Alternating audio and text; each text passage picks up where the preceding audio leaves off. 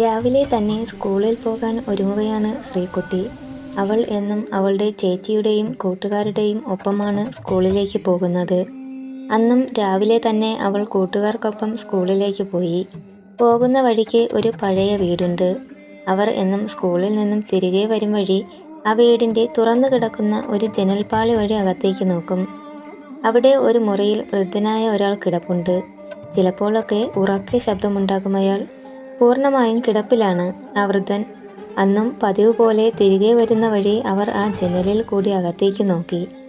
അയാൾ അവിടെ തന്നെ കിടപ്പുണ്ട്. അതിനുശേഷം ശ്രീകുട്ടിയും കൂട്ടുകാരും അവിടെ നിന്നും വീട്ടിലേക്ക് നടന്നു. അപ്പോഴും അവർ തമ്മിൽ സംസാരിച്ചത് അയാളെക്കുറിച്ചായിരുന്നു. എന്നും അവർ പരസ്പരം ചോദിക്കും അയാൾക്ക് എന്തായിരിക്കും പറ്റിയത് എന്ന്. അന്നും അവർ പറഞ്ഞത് ഇതുതന്നെയാണ്. വീട്ടിലെത്തിയ ശേഷം രാത്രി ആഹാരം കഴിച്ചുകൊണ്ടിരുന്നപ്പോൾ ശ്രീകുട്ടിയും ചേച്ചിയും അയാളെക്കുറിച്ച് സംസാരിക്കുമ്പോൾ അവർ എന്താണ് സംസാരിക്കുന്നത് എന്ന് അവരുടെ അച്ഛൻ ചോദിച്ചു.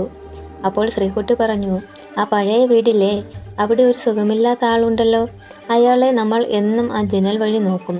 അവൾ പതുക്കെ പറഞ്ഞു. ശ്രീകുട്ടിയുടെ ചേച്ചി ചോദിച്ചു, അച്ഛാ, എന്താ അയാൾക്ക് പറ്റിയത്? എന്താ എപ്പോഴും ഇങ്ങനെ കിടക്കുന്നത്? അപ്പോൾ ശ്രീകുട്ടിയുടെ അച്ഛൻ പറഞ്ഞു, അവരൊക്കെ ചെയ്ത ക്രൂരതയുടെ ഫലമാണ് ഇപ്പോൾ ഈ അനുഭവിക്കുന്നത്. അത് കേട്ടതും ശ്രീകുട്ടി മുഖമുയർത്തി അച്ഛനെ ഒന്ന് നോക്കി.